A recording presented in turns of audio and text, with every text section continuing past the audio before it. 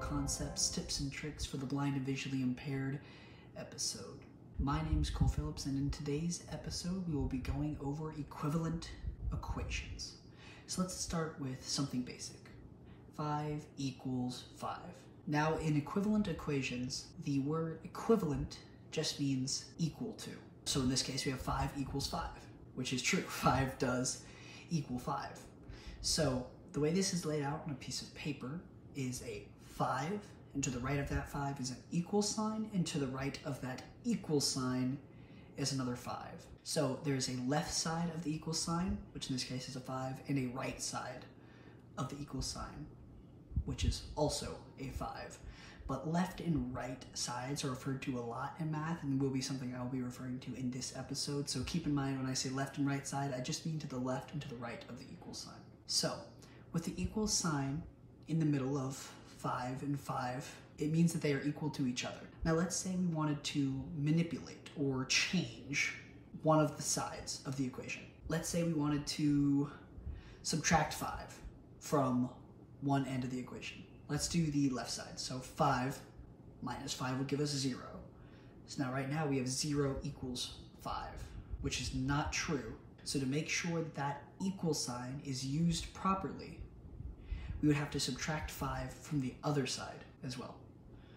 So on the right side, which right now is 5, we would have to also subtract 5 to give us 0 equals 0. Now that's true. And that makes sure that the equal sign is properly used. And this works with any type of manipulation or change that we would like to perform on either side. So if we go back to our 5 equals 5, we could multiply one side by 2. Let's say we wanted to multiply the right side by 2. If we multiply it by 2, that would give us 5 equals 10. So to make sure that equal sign is correct, we'd also have to multiply the left side by 2. So we'd have 10 equals 10.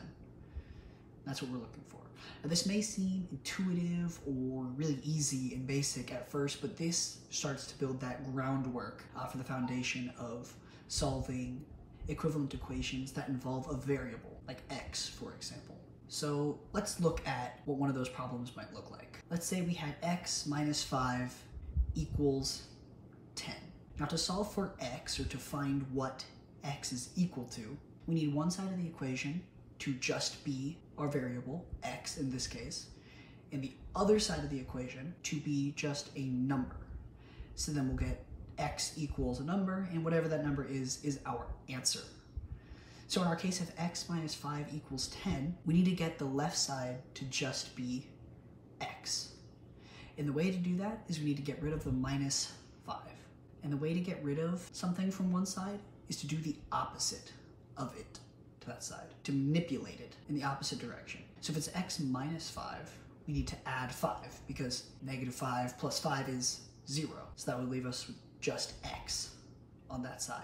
But remember what I referred to earlier. What we do to one side, we have to do to the other. So if we have x minus 5, we add 5 to that, then we'll just have x, which is what we're looking for. Then we'll have equal to 10, and we'll have to add 5 to that, just like we did to the left side. We will add 5 to the right side, it'll give us 15. So x equals 15, and that would be our answer. So now that was a little easier, but let's move into something a little bit harder. For example, if we had 2x equals 8, we'd have to get rid of the 2x. 2x may seem confusing. All it means is 2 times x.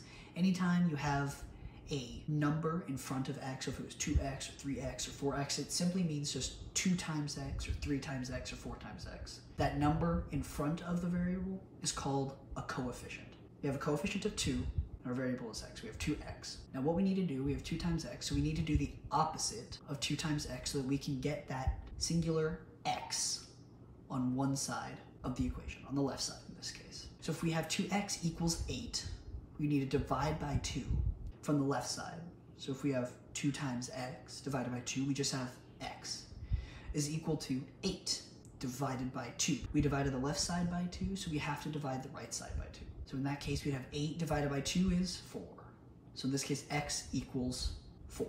And you can always check your answer by replacing the x variable with the answer that you got. So if you have 2x equals 8, or 2 times x equals 8, we can plug in the 4 for x, and we have 2 times 4 equals 8. And 2 times 4 is 8. That leaves us with 8 equals 8. So that's a good way to check your answer once problems get a little bit harder. Let's look at one of those problems right now. 3x plus 5 equals 20. First, let's get rid of our plus 5.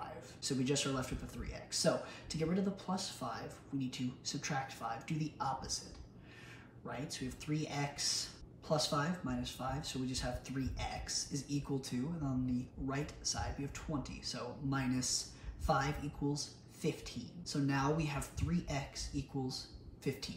Now we need to get the left side to be just x. So we need to do the opposite of 3 times x, which is divide by 3. So 3x, or 3 times x, divided by 3 is x, and that is equal to 15, that's what we were left with on the right side, 15 divided by 3. So we have x equals 5.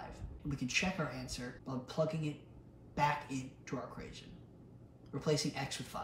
So if we have 3 times 5 plus 5 equals 20, so 3 times 5 is 15, plus 5 is 20. So we have 20 equals 20. That is correct, because the left side is equal to the right side. So let's do a few practice problems. I will read a problem out loud to you. You can pause the video and solve it, and let's see if we get the right answer. Let's do 4x plus 2 equals 14. 4x plus 2 equals 14. So on the left side we have 4x plus 2, on the right side we have 14.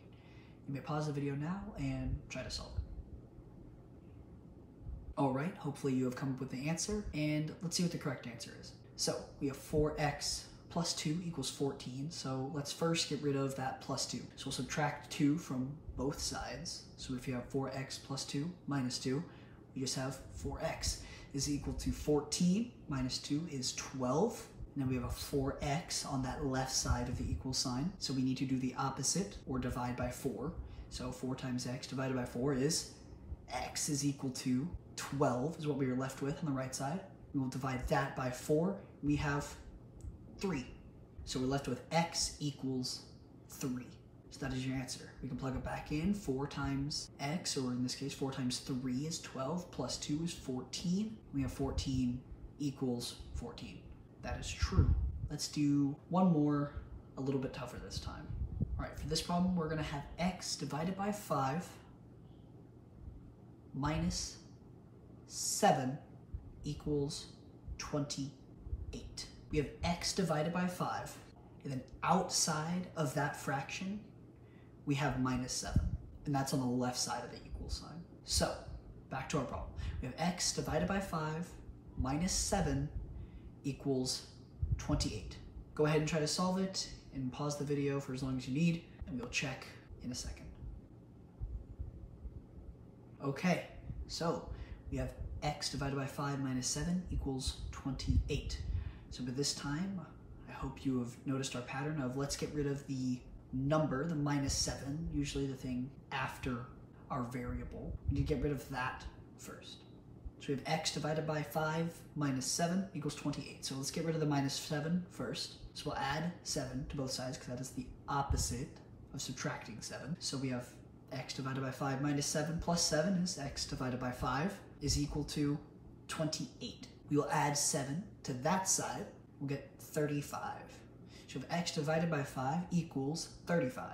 You might need a calculator for this one, but to do the opposite of x divided by 5, we need to multiply by 5. So if we have x divided by 5 times 5, we just have x, and our right side of the equation, 35 times 5. If you need a calculator, that's fine. 35 times 5 is 175. So x equals 175. So there you go. That is a simple tips and tricks for the mathematical concept of equivalent equations. I hope this video helped you, and if you have any further questions, please leave it in the comments. Please like and subscribe so that YouTube knows we exist, and I hope to see you in the next video.